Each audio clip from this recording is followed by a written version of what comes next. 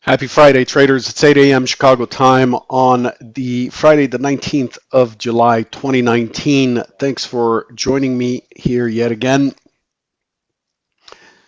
This is episode number 1559. Derivatives trading involves substantial risk of loss and is not suitable for all investors. Past performance is not necessarily indicative of future results. Now, this morning, we have a situation where the market is indicating risk on sentiment. The leader, though, is crude oil, followed by gold. Some dovish comments from a Fed speaker yesterday leads the market to think that there will be an aggressive interest rate reduction this month by the Fed. Gold shoots up $6.70, trading at $1,434.80. The leader in the index world is the Dow, already up 111 points or 0.4%. The Nasdaq's also up 0.4% at 32 points. Interestingly, the U.S. dollar is up 37 cents as well, along with gold. The mini S&P is up 8.25 points or 0.28%. The laggards, the euro, the cable, the yen, and the bonds. The bonds are down 7 ticks. The 10 years down 4.5 ticks. The Bund is up 10 cents. So that's where we stand.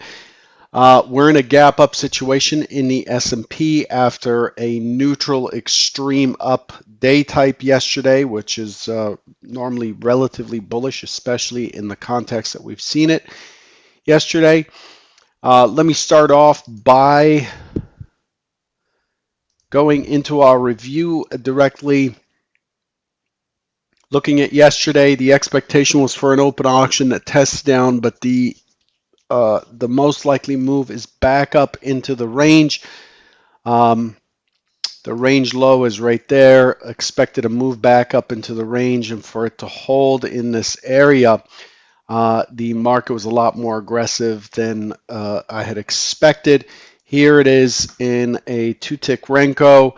The market has an open auction out of range, gets back into the range, and then falls back out, and then we have these strong rotations and continuations. You could see that as soon as we put in this bottom, we had this first strong rotation up of about 9.75 points, almost 10 handles, a breach through the mid VWAP and into the prior range.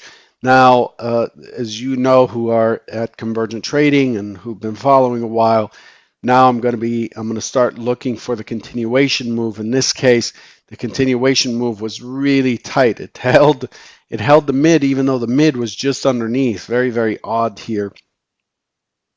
It flagged high, held the mid, and then you get this small continuation move, and it looks like it's not going anywhere, and it may test down again and out of range, and then boom, you get this second push higher, 6.5 points and 6.25 points, and then on until we get 6.25 points at the high.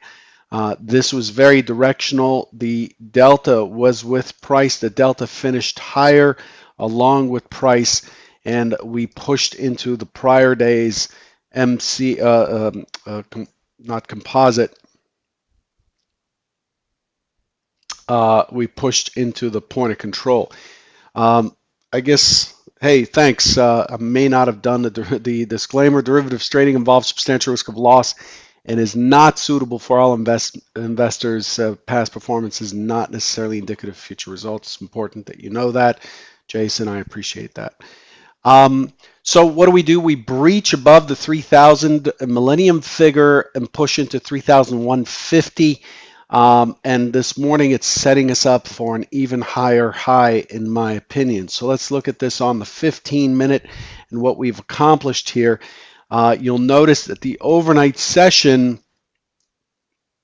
had a higher, my overnight, the extended trading hours had a high of 3,950, and the high of Wednesday, the sell-off day, was 3,009.25. So we essentially experienced a one tick failed auction up there, but the market, we know that the market is is certainly not going to test that area without the intent of eventually breaching that. We do have a bit of a reversal. We've already taken out 50% of this swing up. So this is the high, the all-time high. Here's the swing low, 50% right here, 29.9875. We're above that. We're above the 62% retracement. Come on. 62% retracement. And again, we've breached the overnight high with the overnight point of control near highs. To me, we have a weak high overnight, and it looks like it's gearing up for that. Again, this move up on a neutral extreme, what does that mean? It means we breached the IB low. Okay, so now that gives us about a 27, 28% probability of a historical probability of breaching the IB high. So 2990 has a low historical probability of getting taken, but once it does get taken, the question becomes, do we get neutral normal? So as soon as the IB high is taken, after the IB low is taken, we have a neutral day. Do we get a neutral normal, which the overwhelming majority of the time, neutral days fall back in and finish somewhere inside of the IB? And that means it's a market in capitulation, a market imbalance, and it's fighting in both directions. But yesterday wasn't. Yesterday didn't present that case. Instead, it pushed through the highs and it held the upper quartile of the range, making it a neutral extreme up close. And because we finished, we closed at near highs with the pit session ending. The auction to the upside is not likely to have been completed.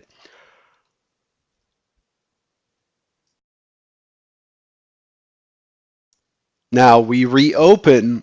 We reopen, and we immediately push that high right here, which is expected, but we have this kind of flush down, and then the market just walks its way up and has spent a good portion of the session above the prior day's range, and we have a very, very boxy profile in the overnight session with the market now pushing back up. This looks like it is likely to get squeezed today. Now, caveats. Remember that last week's close is 3014.75 just above. That may be a magnet. Not sure. Generally, the weekly close is not. But it's Friday. It's a summer Friday, and generally the market is likely to just drift into whatever direction it's headed. Okay, so this is the kind of thing that gets people in trouble. That gets people in trouble as you try to be active throughout the session. It's important to just kind of take a back seat and let things come to you. On the news front, there really isn't all that much in terms of what's driving the market. You know, Microsoft reported yesterday, and there are a lot of news events and so on that have come across, but nothing as significant as it says here. U.S. stock futures were up in line with most European and Asian shares as a top Federal Reserve official bolstered expectations of an aggressive interest rate cut this month. The dollar index was higher, so is spot gold. Oil prices are up as the U.S. Navy downed an Iranian drone in the Strait of Hormuz. But that's that. By the way, I forgot to go over the events, the scheduled events for today. Michigan Sentiment's the big one. Michigan Sentiment comes out at 9 Central, 10 Eastern, expecting 98.5. The prior's 98.2. This can move the market. Again, Michigan Sentiment at 10 Eastern, prelim number for July. And then we have Fed's Bullard at 11:05, and we have Fed's Rosengren at 4:30 Eastern. and that's how things are shaping up in terms of what's ahead. Um, Not much to glean here from the overnight session other than the fact that it has relatively heavy volume and has not attempted at all to push into that 2990 area, 91 area. This low volume node here was never tested overnight. The market is flagging nice and high, pretty tight flag up top. So let's get into the next thing, which is, yep, whoa, that guy doesn't sound good. Which is the like Friday, the request from you every Friday to take a moment and find the like button on YouTube and hit it for me, please. Let's take a look at current conditions and what we're expecting for today. So let's move this over. So we're moving into the upper distribution of this whole area, this kind of topping formation that we've made. So here's where the topping formation is. It goes from here on up. Okay, and we are just beneath it. We're right here right now. We are just beneath it, and we're looking at two major distributions up top. Two major distributions up top, and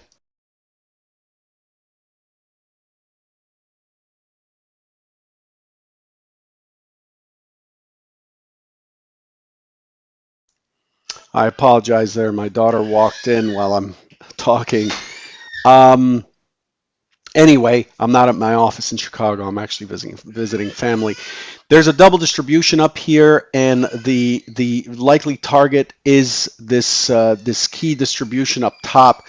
This key distribution is emphasized back back on the 12th, and that's likely to be a magnet. You'll notice that the point of control overnight is in line with this distribution is in line with this distribution, and it is likely to draw prices higher. I'm not seeing a reversion for today, but it could that could be the case.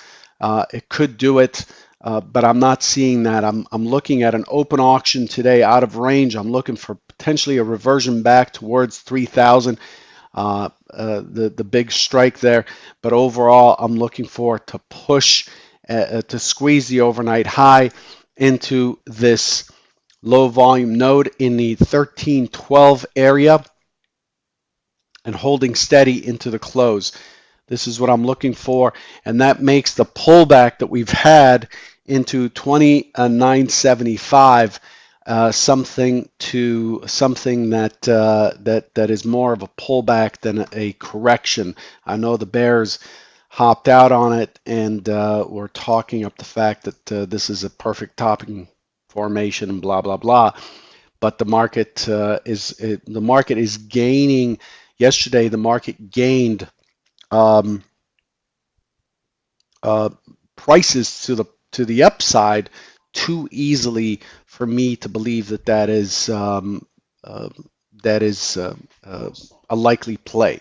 The secondary is an open auction that drifts up, pushes the overnight high, and squeezes into that 12 area, impulses down into the prior day's range to 3,000 and pulls back into this 98 area and finishes on top of 3,000 and starts to base to set us up for Sunday night.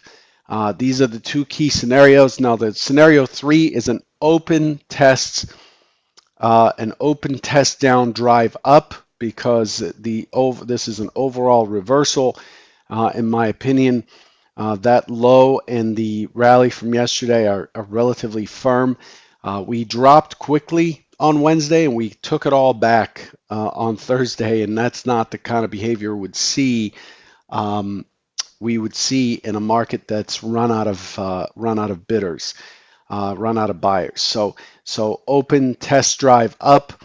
Scenario 4, open test up into over that 3009 into 3010, and then drive back down. And if we do get a drive, then 2990 becomes a target. Okay, I'm not going to draw those, but that's what we've got going on. I'll leave you with that. I want to remind you again, as I always try to do, it's Friday. Do not go home with a hole in your pocket in terms of losses that didn't need to happen.